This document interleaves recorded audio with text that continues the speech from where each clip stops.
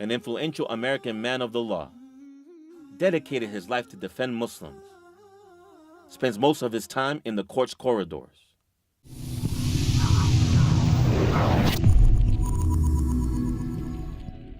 أن تخرج من ضيق الظلماء إلى النور، أن تولد ثانية والماضي مغفور، لحظة أن تشعر بالله في قلبك يقذف بهدى، هذا ما لا يدركه وصف وشعور. يا الله إني ناديتك وسعيت، إني استهديتك فهديت، بالقرآن أنرت طريقي. يا الله يا الله. My name is James Eric Meek. I grew up in Dallas, Fort Worth, Texas. Our family was all Christian. My grandfather, my grandparents, my aunts, uncles, everybody Christian.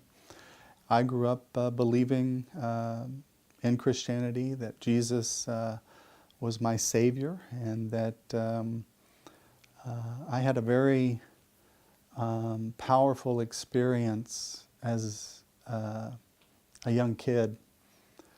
I was probably 7, 8 years old when I attended church one program. A visiting preacher came, and he was talking about hell from a Christian perspective. So he had a movie that he played for everyone there, and it was a Hollywood production of what it would look like or feel like to be in hell.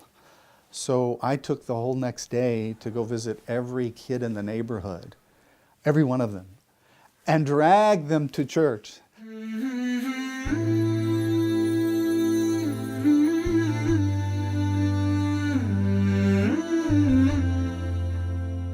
When I went to college and I had all the freedom in the world, I had money, nobody watching me, I thought that I would do anything that I wanted to do, and I did. And I would party, I would drink, I would do everything that looked fun. Well, I used that freedom to do the things I thought I had missed out on. I even lived with a drug dealer for a short period of time, right? So he would have marijuana or party drugs and at will.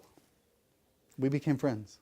في هذه الفترة شيخ، فترة الجامعة، فترة الحرية، التخلص من قيود العائلة اللي كثير من الشباب يتمناها في هذه الفترة، هل كنت تشعر بالسعادة؟ I became so disappointed that everything that looked fun really wasn't. I had an epiphany or a calling that I'm not enjoying this. I thought I would, it sounds fun, but inside it was empty. And I was miserable. Over the period of the summer, I really became very serious that I know better. I felt better. I went back to church. I started reading the Bible. For my entertainment or for my satisfaction, I would drag all of my friends into a religious conversation. And one of the people that I meet my senior year, who we become friends, well, this person was a man named ح³. شيخ وأنت صغير كنت داعية وتدعو الصغار إلى الكنيسة. كبرت شوي، أصبحت في الشباب. أريد أن أعرف في هذه الفترة ماذا كنت تعرف عن الإسلام في شبابك؟ Subhanallah. After growing up, I never heard anything about Islam until I got to college, and then we started hearing the words during the Iran hostage crisis or something going on overseas. Made no sense until I met ح³, and he told me what he believed. What's a Muslim? What's Islam? Is it a cult? Is it just a few people? Is it 10, 20? How many of you are there? So no idea about Islam and Muslims until I met ح³. The biggest influence that Hamid had on me was the first thing was his manners. He wasn't a practicing Muslim as far as the prayers and the fasting. That wasn't something that he was fulfilling. But he was 100% Muslim, 100% Arab from Jeddah, Saudi Arabia, and he had these manners that were very unique. So I decided that I wanted to invite my new friend to become a Christian. Because it was so close already, this would be easy. So the next day or the next time we started talking, he'd stop me and say, wait a minute. He'd gone to the mosque or somewhere. I don't know where he was going. So he started bringing me all this comparative religious dialogue that had taken place. And a lot of the material started coming from Ahmed Deedat. When I started to study the history of the Bible so I could convince others that it was true, who may be skeptical. That was the first time I was introduced to the actual history of the Bible. دراستك لتاريخ الأناجيل هزت إيمانك بالمسيحية. ما هو الشيء الذي لم تجد له إجابة؟ For me, I never questioned the authority until I wanted to prove to others. And as soon as I learned the authority of the Bible, it was not compelling. It was not persuasive. I turned my frustration towards my friend. And I asked him for the Quran, but I didn't want to read it. I didn't want to compare it. I wanted to destroy it. I wanted to see if it had the same problems that I had in Christianity. I was convinced that the authenticity of the Quran was different than the authenticity of the Bible. It didn't make one word in the Quran true, but it was authentic. It is what Muhammad said, peace be upon him. The Bible, I did not have that assurance. إني ناديتك وسعيت إني استهديتك فهديت بالقرآن أنرت طريقي يا الله. Then on this comparative religious dialogue I'm having with my Muslim friend, who's the easiest to convert to a Christian, I'm being introduced to things I never thought of. Never even crossed my mind. Muhammad in the Bible. Never heard Muhammad's name mentioned in my life about anything, good or bad. I couldn't find any verses where Jesus said, hey, I'm God, you better worship me. So then I started to question.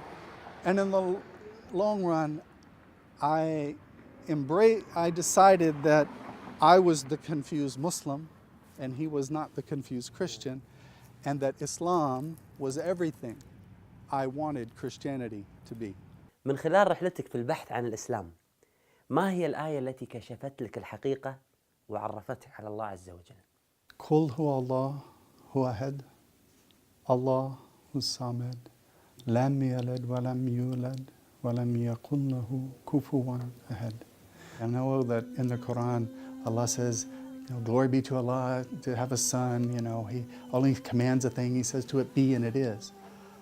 But قل هو الله أحد الله الصمد لم يلد ولم يولد ولم يكن له كفوا أحد. That is the most powerful verse you could share with a Christian. One of the verses of the Quran, or chapters of the Quran, the elephant or al-fil, it's easy to almost give up. But when I hear the surah of the elephant, al-fil, and you understand the message that it delivers, that this powerful man with a powerful army of elephants was marching on the city of Mecca to destroy the Kaaba. There was nothing the people at the Kaaba could do to stop the elephants. And when I reflect on just that one ayah, or one surah, it reminds me that it's not me that's going to make that difference, that everything is in the hands of Allah. All the outcome is in the hands of Allah. That I can take the stress of outcome away. ما شاء الله شيخ خليل، لما استقر الإيمان في قلبك ماذا فعلت؟ Alhamdulillah. When I felt the taste, the sweetness of Islam, there's a feeling of calm, of peace, of assurance, of confidence, all mixed, that I'm home. And the feeling you have is, Alhamdulillah, I have it. Alhamdulillah, I don't want to lose it. I chose Islam, and I actually went to the mosque and by myself, and there was nobody there. It was between prayer times. So it was a small mosque. I got there, the door was locked. I sat down on the sidewalk, right on the curb, right there in front of the door. And it didn't feel like very long, so it might have been 10, 15 minutes max. Somebody drove into the parking lot. They parked their car, got out, had keys, was walking up to me, said, "Can I help you?" I said, "Yeah, I want to be a Muslim. What do I have to do?" So he's like, "Okay, come in." So he invites me in. Ashhadu la ilaha illallah. Ashhadu anna Muhammadan abduhu wa rasuluh. As soon as I took my shahada, everybody got excited. They started to, hug me and congratulate me, and they were more excited than I was. And what I was feeling was something had disappeared. A wall or a barrier that I had not noticed in my entire life between me and every other person on earth. That when I became Muslim, that wall vanished. It was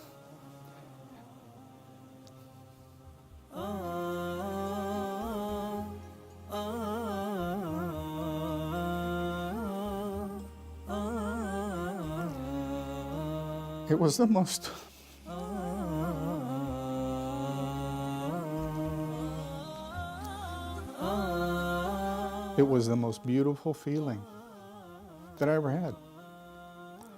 And it wasn't because I was rich, it wasn't because I had all the things I wanted, it wasn't because, I feel like I'm in the right place as a Muslim, but there was some kind of connection of like a bond between a family. You have a bond with your family stronger than you do with your community. حلمي أصون تلاوته حتى أذوق حلاوته ليكون لي يوما شفيع لكنني لا أستطيع رتله في فكر عميق واقرأه في قلب رقيق حتما ستهدى للطريق لا شك أنك تستطيع. أحيانا إحنا كمسلمين ما نستشعر نعمة الأخوة اللي الله سبحانه وتعالى امتن علينا فيها وذكرنا فيها بالقرآن. الله سبحانه وتعالى يقول: وألف بين قلوبهم لو أنفقت ما في الأرض جميعا ما ألفت بين قلوبهم ولكن الله ألف بينهم. هذا اللي استشعره أخونا خليل لحظة إسلامه في المسجد لما شاف علاقة المسلمين مع بعض وألفتهم مع بعض، شعر أنه هو كان محروم من هذا أصلا. إحنا متى نستشعر هذه النعمة؟ سبحان الله، لو تسافر دولة غير مسلمة واللي حولك غير مسلمين ويأتيك شخص فجأة يقول لك السلام عليكم، هني تستشعر نعمة الأخوة في الإسلام. دائما خلونا نستشعر هذه النعمة العظيمة. I am currently the executive director of a charity called the Muslim Legal Fund of America. ما شاء الله تبارك الرحمن، الشيخ خليل هو مؤسس لمشروع الدفاع عن المسلمين في المحاكم الأمريكية. ما سبب إنشائك لهذا المشروع شيخ؟ The Muslim Legal Fund is a charity that opened after 9/11, the attack on the World Trade Centers. There was a lot of fear, a lot of anger, a lot of anxiety, and a lot of ignorance about Islam and Muslims in America after 9/11. So the Muslim Legal Fund is a charity that was founded to collect money from Muslims all over the United States. And with the money that we collect, we spend the money on attorneys. We hire lawyers to defend Muslim rights in court. And for the last 15 years, the Muslim Legal Fund has hired the highest caliber attorneys in the United States to make sure that the Muslim community is dealt with in a fair and equal fashion. سبحان الله، أخونا حامد المبتعث من السعودية للدراسة كان له سبب رئيسي في إسلام أخونا خليل. وأنا دائما لما أسمع عن المبتعثين وعددهم اللي وصلوا له ما شاء الله. احنا عندنا بس من الخليج مبتعثين في كل دول أوروبا وفي أمريكا وغيرها تقريبا وصلوا 150 ألف طالب ما شاء الله وطالبة. لو كل واحد فيهم، أنا ما أقول 150 ألف، لو 15 ألف طالب كان عنده هم الدعوة ويطبق قول النبي عليه الصلاة والسلام بلغوا عني ولو آية، كنا غيرنا حال كثير من الموجودين هني وغيرنا حالهم وأخرجناهم من الظلمات إلى نور الإسلام. أنا ما أقول روحوا ركبوا على المنابر وألقوا الخطب، ولكن أنا أقول كل واحد تكون عنده نية الدعوة بابتسامته بأخلاقه بأفكاركم الجميلة اللي تدعون فيهم الناس هنا في هذه الدول إلى الإسلام وإلى دين الله سبحانه وتعالى. وهذه رسالة لي من قلبي إلى قلوبكم. في كتاب الله قلبي صار حي، وبحياتي صار لي ظل وفاي، ويوم عادت نفسي وروحي ليه عادت أيامي وأحلامي إلي. كل ما أتلوه أو جيت أسمعه أنسى آلامي وأحزاني معاه، من عرفته صارت أيامي هنا، نور في الظلمة في الضيقة ساعة. كل ما أتلوه أو جيت أسمعه أنسى آلامي وأحزاني معاه، من عرفته صارت أيامي هنا،